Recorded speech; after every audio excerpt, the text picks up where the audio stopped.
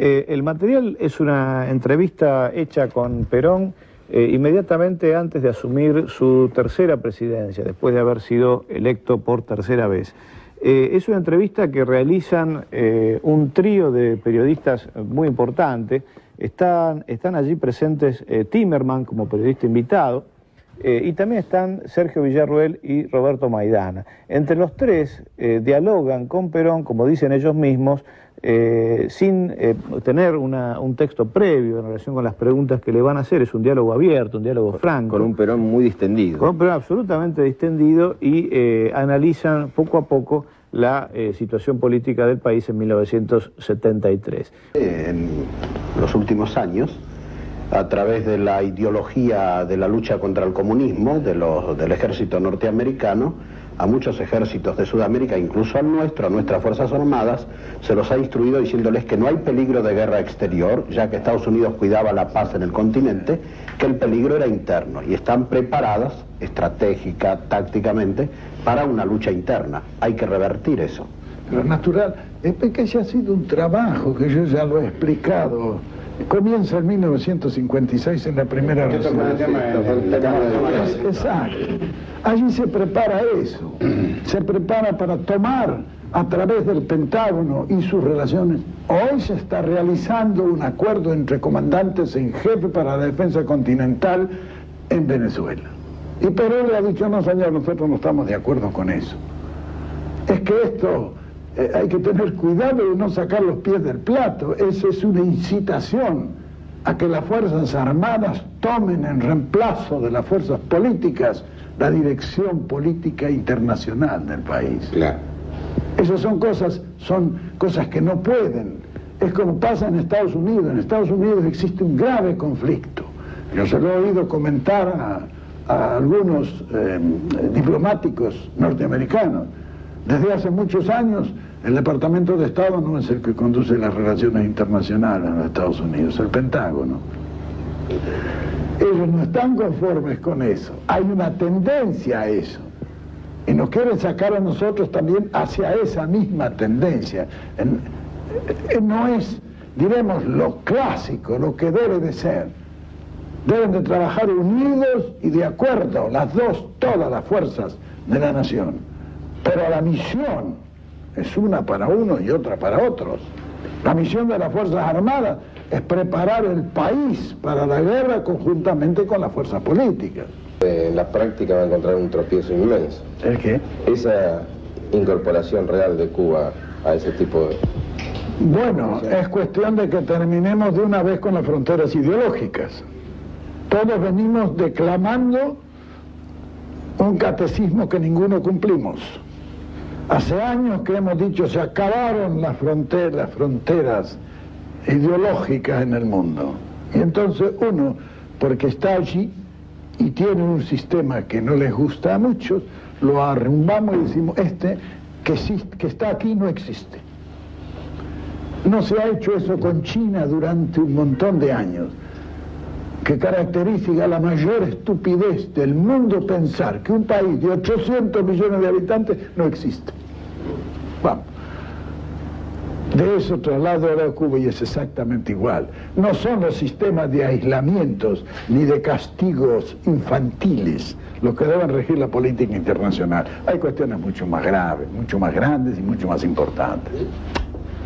Usted está trazando algo que parece un cuadro muy fácil de hacer. ¿No se va a lesionar algún interés que reaccione muy violentamente? ¿No se va a tener que enfrentar a alguna situación propiamente difícil y sacrificada? Mira, yo no he visto nunca a nadie que pueda hacer una tortilla sin romper algunos huevos, ¿sabes? Bueno, pero en esas cáscaras hay nombres concretos, ¿no es cierto? Sí. Es decir, hay que saber... Sí, claro, hay que tratar de hacerlo lo más pasable posible, pero no todo se puede hacer a gusto de toda la gente. Claro, hay algunos que van a ser lesionados, no en sus verdaderos y genuinos intereses, sino en los excesos que sus intereses han tenido tras de sí. ¿Se siente usted con poder y fuerza para enfrentar a esos intereses? Ah, sí, no, porque la ley es poderosa, sabe cuándo se la hace cumplir. Es cuestión de hacer la legislatura correspondiente, que nos tienen parado un poquito en el Congreso, que ayer he pedido que nos ayuden, que no nos duerman esas cosas. Cuando se establece una legislación que es justa, empecemos por ahí, no es nada injusta la ley. Es decir, nosotros tenemos derecho de aceptar los que vienen aquí a ayudar al país y tenemos derecho de rechazar a los que vienen a explotarnos. Porque la justicia no nos obliga a ser estúpidos, ¿no? ¿Cómo ve usted el papel de la Iglesia en su gobierno? Bueno, la Iglesia sostiene un reino que no es de este mundo. Y yo sigo pensando que ellos deben luchar por ese reino. Es decir, la acción política de la Iglesia no puede perturbar a los poderes del Estado, sino que debe colaborar dentro de los poderes del Estado, como en todas partes del mundo se produce. Cuando desde el púlpito se ataca abiertamente al Estado, ese sacerdote no está cumpliendo ni con su deber de sacerdote, ni con su deber de ciudadano. Porque el ciudadano que grita en la plaza, pero que se saque los hábitos que lo protegen, etc.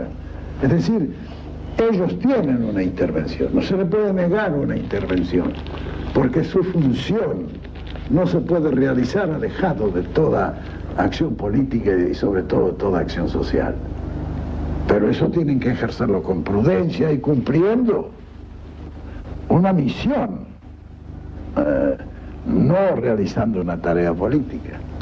Se me ocurre que podría hablarse más genéricamente de todo lo que sea oposición, el papel que usted le atribuye a la oposición, reconociendo, como se dijo aquí al comienzo, que usted y sus adversarios se tratan con un mutuo respeto, e incluso de algunos grupos que pueden abrigar, ¿por qué no hablamos con la misma realidad con que se habló de la posibilidad de lo que pasará después de Perón? Cierto temor. ¿Qué le dice usted a esa gente? ¿Temor a nosotros? Bueno, eso es un asunto que no lo podemos arreglar con palabras. Ellos verán que no le vamos a hacer nada que no debamos hacer y que lo vamos a respetar. Vea, yo desde que tengo uso de razón, dije los otros días, he venido oyendo hablar del respeto a las minorías. Pero también desde que tengo uso de razón hasta ahora, que han pasado muchos años ya, he visto el desprecio más olímpico por todas las minorías que he conocido. ¿Qué minoría ha hecho algo en el país con el respeto de la mayoría? Jamás. Es decir, que las formas políticas hasta ahora realizadas en el país no respetan las minorías. Es decir, hay que llegar a una conjunción y no la respetan porque están a los palos uno con los otros, que en la pelea nadie se respeta, pega donde puede, ¿sabe? Entonces hay que suprimir esa lucha, que es irracional, porque si los dos están luchando por la misma cosa no tienen por qué matarse a palos. ¿Cómo ve usted esta incorporación de la minoría, esta incorporación del prójimo a su gobierno? Creo que hay que ir, en esto el apetito viene comiendo, hay que comenzar, en mi concepto, a unir en una organización de cualquier tipo. Yo he hablado de un consejo como podría haber hablado de un organismo X. Lo que surja de la realidad. Exacto.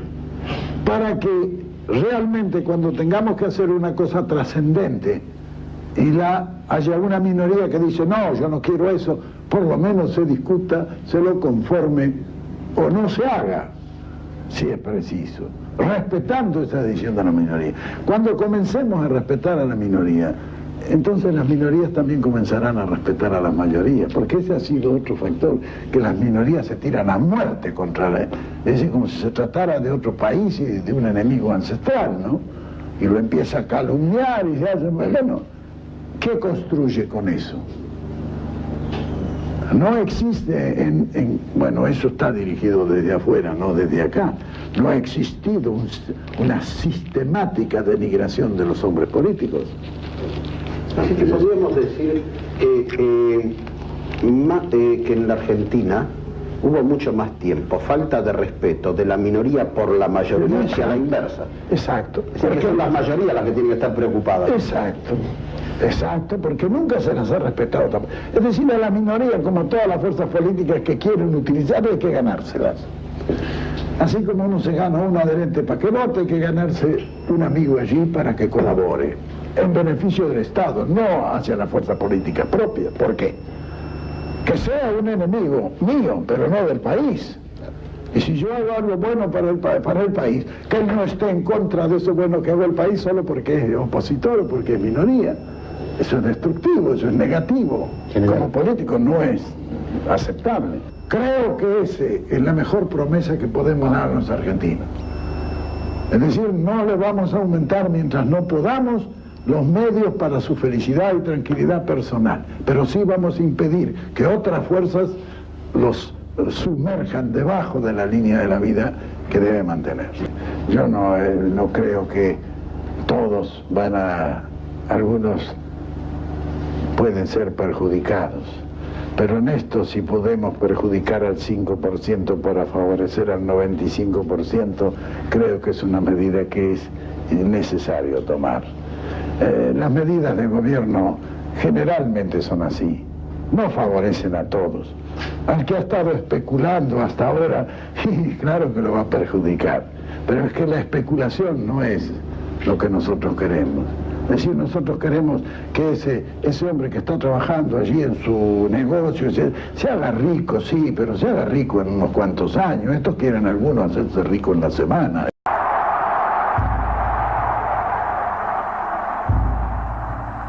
El director de la Oficina de Asuntos de las Repúblicas Americanas dice: existe el peligro de que la Argentina aspire a organizar un bloque en el Cono Sur bajo su dominación política y económica, y advierte que los Estados Unidos deben tratar de aislar cualquier intento que pudiese facilitar la formación de tal bloque.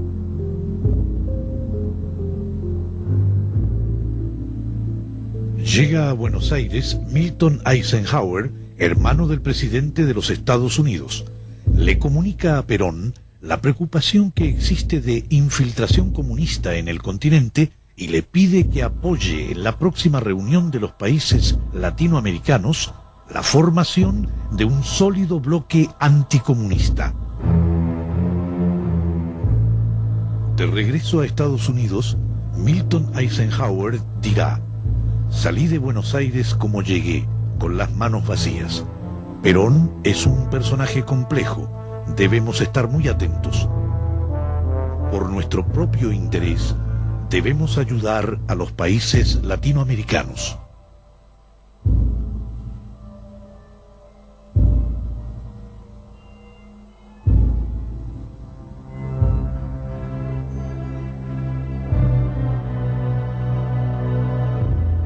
...21 de marzo de 1954... en la Conferencia de Países Americanos en Caracas, Argentina se opone a la iniciativa de Estados Unidos de formar un bloque anticomunista en el continente y declara que la amenaza comunista no altera el principio de autodeterminación de los pueblos. El director de la Oficina de Asuntos de las Repúblicas Americanas acusa a la Argentina de poner escollos en la salvaguarda de nuestra civilización occidental y cristiana. El capitalismo ni es civilización ni es cristiano. Juan Domingo Perón. Hace años que vengo condenando por igual los abusos del comunismo y los abusos del capitalismo. A medida que ellos avanzan en sus luchas con sus mismos errores, el hombre del mundo se va dando cuenta que ninguno de los dos traerá la solución ni la paz que la humanidad anhela.